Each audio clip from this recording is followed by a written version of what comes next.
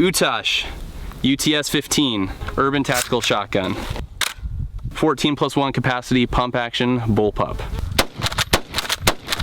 Let's put it to the test.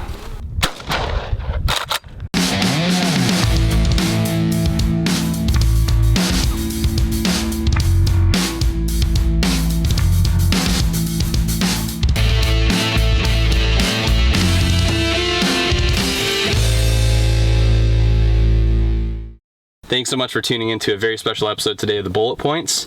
Today we're doing a review of the UTS-15 shotgun. This is a 14+1 capacity shotgun. This is kind of the Kel-Tec KSG's rival right now. They are two of the hottest shotguns on the market as far as tactical shotguns. You'll also see other higher capacity ones like the M1216 and some others right now that are pretty popular and kind of hard to find. So we're stoked to be able to get our hands on one. It's made by UTAS, which is a Turkish company.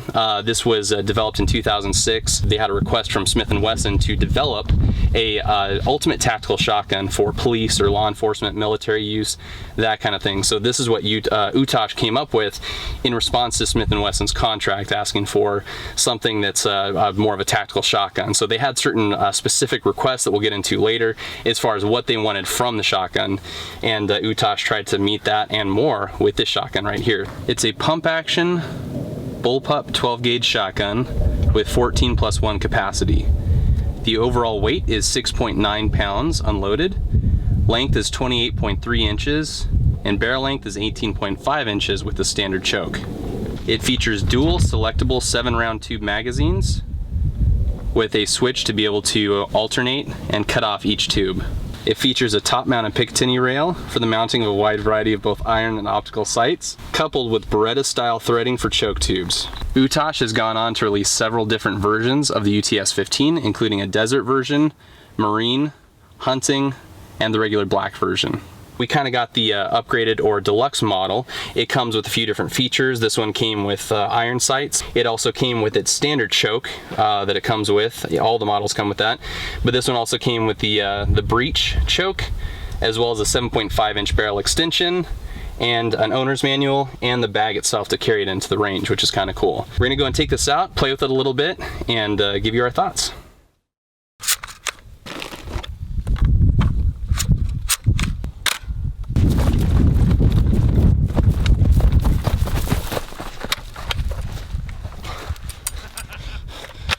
You know, I had a failure to fire. Tried to re-rack it again. This complete round ejected, and knocked the top open. Yeah. And load this guy back in. Oh, maybe not.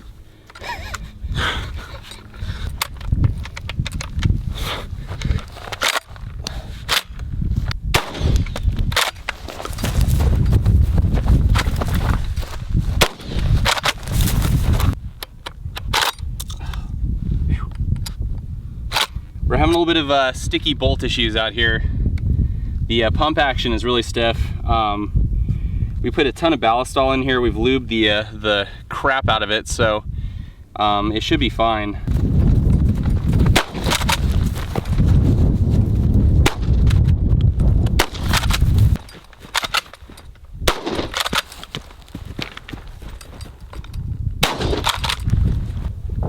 Failure to extract.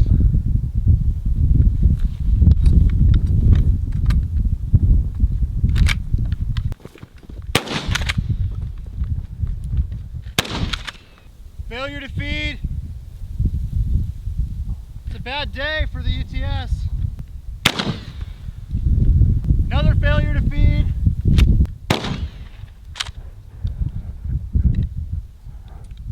Failure to feed, failure to feed, failure to extract. But did you like it? Oh yeah. If I was going into battle, this is probably like right up there with a pellet gun, maybe a shoe. Pretty awesome. So one of the things that UTAS brags about is the fact that it comes with a couple interchangeable chokes if you get the deluxe model like we did. This is their extended, I believe it's a 7.5-inch barrel extension here. So you can do some skeet or trap shooting with it, which is very handy. We're gonna go green here and do imaginary skeet, so bear with us. We're in California.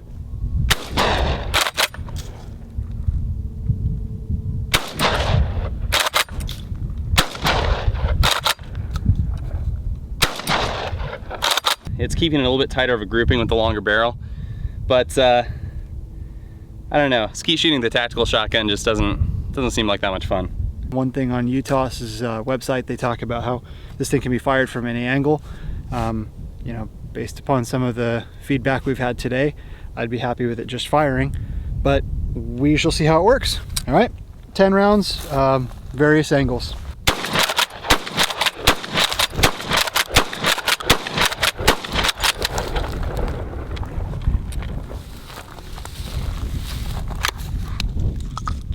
That's a great piece of machinery right there when your whole action cover comes up and starts dropping rounds out for you.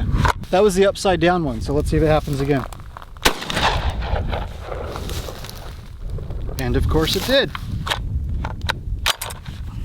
This is the second worst airsoft gun I've ever seen. Now we're just completely catastrophic failure here. It's okay, this thing pops up and you can fix it. Oh no, that's stuck now, see? Oh, there we go. Yeah. Oh, so we dropped the live round. Okay. And wow, that thing's mangled. Oh yeah, this thing's brutal. Holy crap.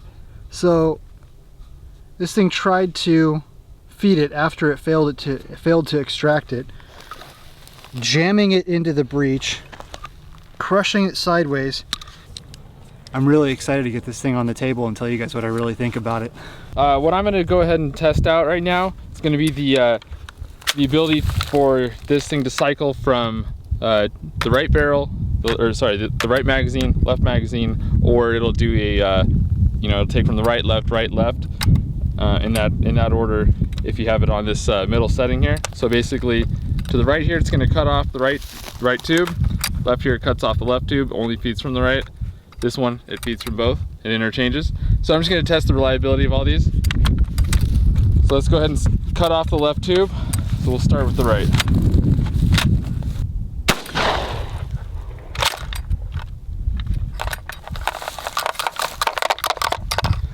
Almost got it out. Okay, so the new round's actually, or the new shell's about to go in. This one didn't quite make it out. Didn't quite make it in either. Well, don't try this at home. Let's go ahead and feed that in there.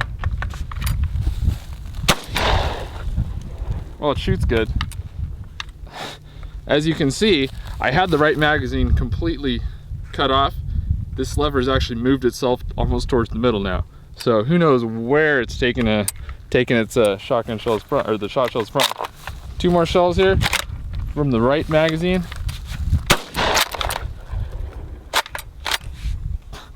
Double feed. There we go. Like a charm. So I guess this is a single shot. All right, last round ejected perfectly like it's supposed to. That last round I'm gonna give a 10 out of 10. Other than that, I'm not terribly impressed. The good news about this, it's mostly made of plastic, so it's probably recyclable, and there's a dumpster up over the hill here. Stay green.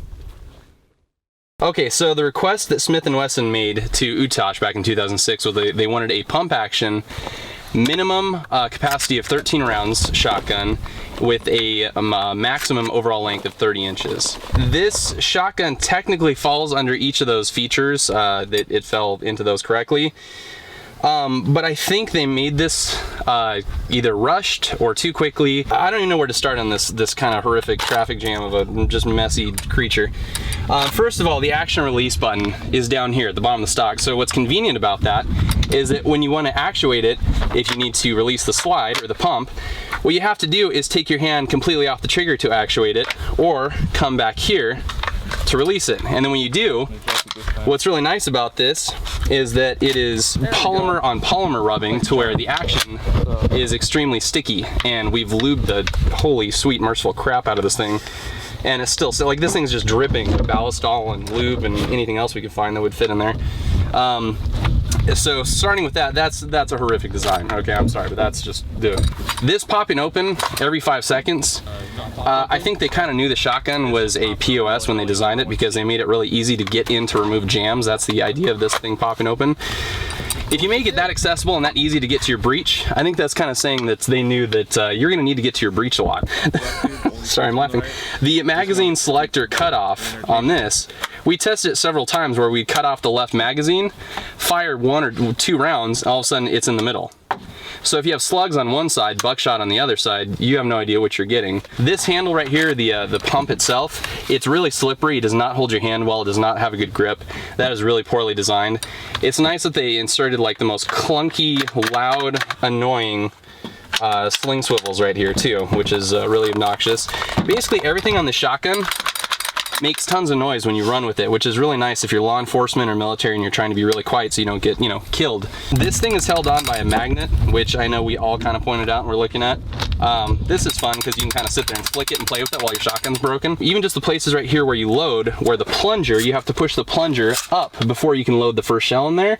And when you close it, it snaps shut. So let's say you load in a couple rounds, you shut it. Well, if you open it again, then you have to grab the round that's now stuck in there, shove it back up to start loading in more rounds.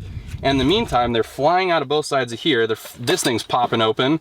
This thing's making this sound, which just drives me nuts. This thing's just, I mean, we were lucky to get 1 or 2 rounds off at a time. Oh, save some for me. The UTS is supposed to stand for Ultimate Tactical Shotgun. Or Urban Tactical Shotgun, one of those. Yeah, I think it stands for Utterly Terrible Shotgun. This thing is just probably one of the worst firearms I've shot to date. The fact that this is slippery, which you mentioned, is not only inconvenient, but it's dangerous. If you have your barrel extension on there, it's super easy to come off the front, you know, burn yourself on the barrel, or even worse, come off the front and blow your fingers off. They need a Picatinny rail or something on here to throw a foregrip on. This version was supposed to come with the integrated flashlight, which has a little selector switch here to go, you know, light, laser, that sort of thing. But I guess they had quality control issues. Shocking. Weird, huh? Shocking. So that didn't come with it. I guess they sent it out separately. But basically everything you pointed out, I mean, if you're firing in an indoor range and, you know, just cycling 1 round at a time, very slowly, very methodically, this might be an okay shotgun for you. But if you're taking this out in the field and doing any drill where your life depends on this thing working, I would steer so far clear of this. I mean, this is about as reliable for me as like Sprint cell phone service. It's just terrible. Yeah, at first I kind of had I was skeptical, as I was with the KSG that we had tested, you know, a while back. You know, it's plasticky. It kind of feels a little chintzy. But you know what? When I got to take a look at it and feel it, I'm like, well, it's a pretty cool shotgun. It's like the Halo shotgun. And you know, when I first got to shoot it, it was reminiscent of the first time I ever got to shoot a gun. Because I kept saying, what am I doing wrong? What am I doing wrong? Yeah, just to drive home the fact, I mean, a magnet, we have pins and detents still work these days. I mean, except for this one. Oh, yeah. Yeah, this guy keeps sliding out a little bit, but good news is the slide here can actually kind of hold that in. 2 consistent things about the shotgun though. The numbers here, every single time you load 7 shells in, it shows as 7. So that's good. And the other consistency was that it was inconsistent. You know, it was always, you know, what's gonna happen this time? You always know there's gonna be a surprise. But, you know, actually we had some issues where sometimes it just wouldn't eject and it would almost double feed. But there were other times where it would just completely turn the shot shell backwards. In all honesty though, we did have some, you know, we loaded in a total of 14 shells and we were able to expend all of them. Yeah. But it just was not very reliable. No, this is the most unreliable gun I've ever fired in my life. Period. And I've shot high points. So, I'm sorry, UTAS, that's the truth, dude. I mean, if you're gonna design a weapon that's for first responders, for people to bet their life on, you did not do a good job. Anyway, thank you guys so much for tuning into the review. UTAS, sorry, you need to work better on your products here and make a better, more reliable product. We'll see you guys next time.